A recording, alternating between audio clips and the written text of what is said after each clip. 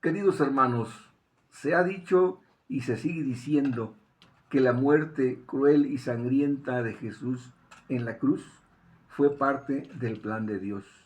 Sí, que fue voluntad de Dios que su Hijo muriera de esa forma para que con su sangre lavara, limpiara los pecados de la humanidad. Desde que escuché esta teoría, esta versión, me llamó la atención y no cuadraba en mi mente que fuera así.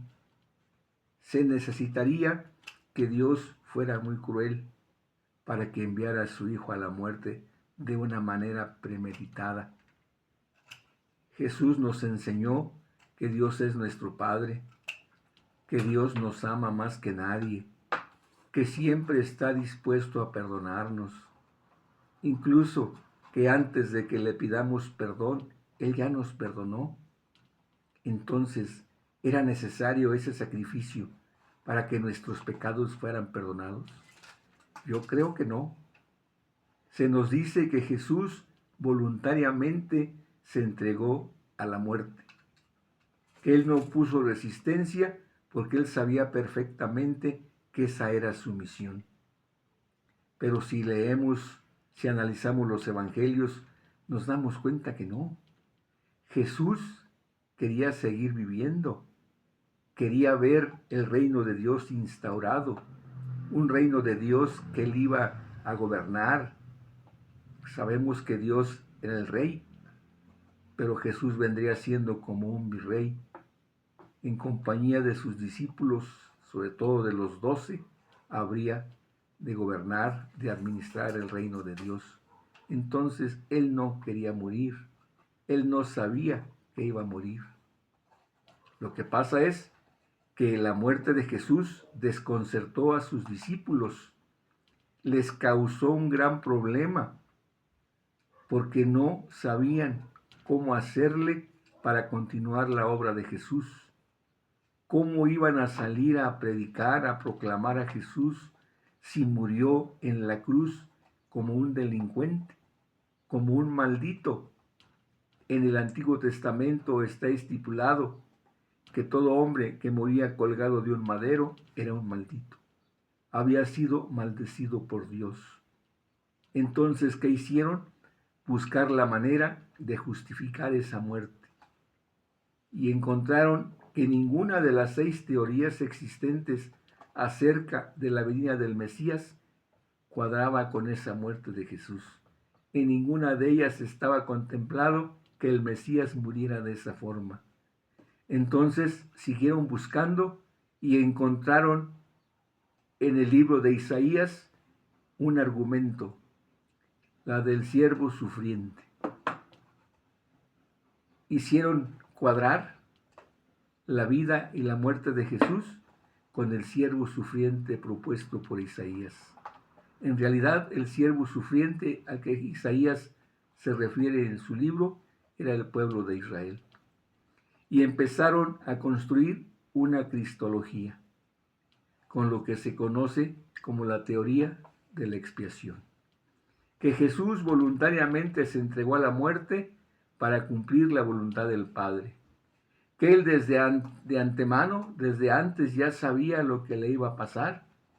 Por eso insertaron en el Evangelio de Marcos y en el de Mateo las 3 ocasiones en que Jesús anuncia su muerte. Las 3 ocasiones que supuestamente Jesús les comunica a sus discípulos que al llegar a Jerusalén iba a ser entregado a los ancianos, a los sacerdotes, que iba a ser azotado, que iba a ser crucificado, que iba a morir, pero que al tercer día iba a resucitar. Como si Jesús fuera divino, como si Él pudiera conocer el futuro desde antes. ¿Todo esto para qué? Para decir que Jesús murió de esa manera para cumplir la voluntad de Dios. Pero si nosotros leemos los evangelios, ahí encontramos diferentes evidencias de que no fue así. Hay varios pasajes que nos hablan que la muerte de Jesús fue planeada detenidamente cuidadosamente, que durante los 3 años que aproximadamente duró su ministerio, sus enemigos empezaron a planear su muerte. Voy a citar algunos pasajes que nos sirven como evidencia. Por ejemplo, en Mateo 26, 3 y 4 nos dice que los ancianos del pueblo y los sacerdotes se pusieron de acuerdo para atrapar a Jesús con engaños y darle muerte. En Mateo 26, 59 nos dice que los sumos sacerdotes y el Sanedrín en pleno buscaban un falso testimonio contra Jesús para darle muerte. En Marcos 3:6 nos dicen que los fariseos y los herodianos se confabulaban para darle muerte a Jesús, para eliminarlo. En Lucas 4:20 nos dice que los asistentes a la sinagoga de Nazaret, molestos por la prédica de Jesús, lo condujeron a la parte alta del cerro para despeñarlo, para empujarlo y darle muerte. En Juan 10:31 nos dice que los judíos querían lapidarlo, querían lanzarle piedras para matarlo. En Juan 11, 46 al 53, nos relata que después de reanimar a Lázaro, los fariseos y los sacerdotes se pusieron de acuerdo para matar a Jesús. Y Caifás dijo, es preferible que muera un solo hombre y no todo el pueblo. ¿Por qué? Porque sabían que una muchedumbre seguía a Jesús. Tenían miedo que Jesús pudiera encabezar una rebelión contra Roma y que el imperio en represalias acabara con ese movimiento, pero que además matara a los habitantes del pueblo. Por eso dice, es preferible que muera un hombre y no todo el pueblo. En Marcos 14, 63, 64 nos dice que el sumo sacerdote Caifás acusa a Jesús de blasfemo, y el Sanedrín en pleno lo declara reo de muerte. En Marcos 15:1 nos dice que los ancianos del pueblo, los sacerdotes, los escribas y el Sanedrín en pleno trasladaron a Jesús a la presencia de Poncio Pilato y lo entregaron acusándolo de muchas cosas. En Marcos 15:15 se nos dice que después de mandarlo azotar, Poncio Pilato entregó a Jesús para que fuera crucificado. Y en Marcos 15:27 nos dice que Jesús murió en la cruz. Pero ¿por qué una muerte de cruz? Porque la cruz era el tormento que el imperio romano tenía destinado para sus enemigos, para los sediciosos, para los que osaban estar en contra del imperio y encabezar un movimiento que pudiera desestabilizarlo, que pudiera quitarles el control en Judea. Por eso lo crucifican, lo consideran un enemigo del imperio, un sedicioso. Y Jesús sufre esa muerte cruel, sangrienta.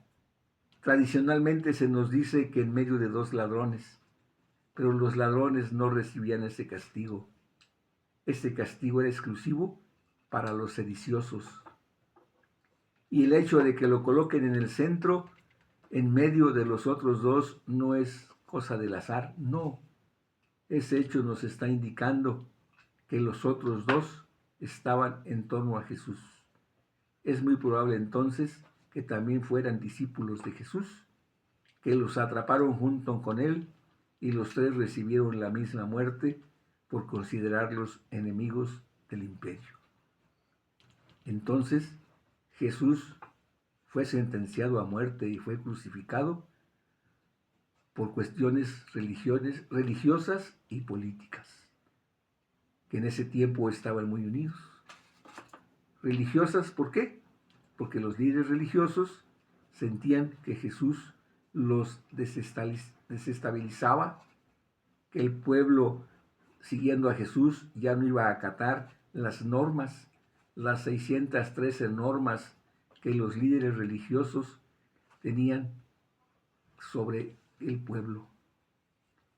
Y con eso iban a perder ellos el control, iban a perder ingresos, y el Imperio Romano lo consideraba un peligro porque podía ocasionar una revuelta. Entonces, ¿cómo nos salva Jesús? Con su vida, con su ejemplo, con sus enseñanzas. ¿Sí? Nos libra de la ignorancia, de la opresión, de la injusticia. Si nosotros lo conocemos, si lo imitamos, si hacemos lo mismo que Él hacía, nuestro corazón se llenará de amor. Y ese amor nos conduce a la presencia del Padre. ¿Por qué? Porque Dios es amor. Dios es la fuente eterna de amor. Todo el amor proviene de Él.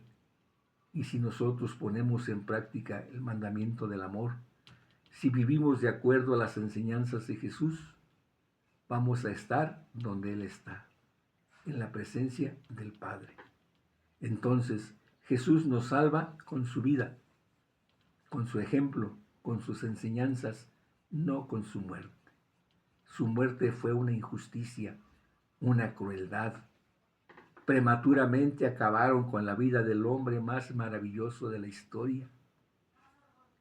Prematuramente acabaron con la vida del maestro de Galilea, que lo único que quería era que todos fuéramos iguales, que todos viviéramos bien, que ya no sufriéramos injusticias, ni opresiones, ni enfermedades, ni hambre. Eso es lo que Jesús proclamaba, un reino, el reino de Dios sin jerarquías, donde todos fuéramos iguales, donde todos viviéramos en paz, porque el amor sería lo que nos mantendría unidos. Pero no se logró por la muerte prematura de Jesús. Entonces ahora los seguidores, los discípulos de Jesús, son los que deben cumplir esa tarea, extender el reino de Dios por todo el mundo. ¿Cómo? Con las acciones, haciendo el bien, amando a nuestros semejantes, a la creación y por supuesto a Dios.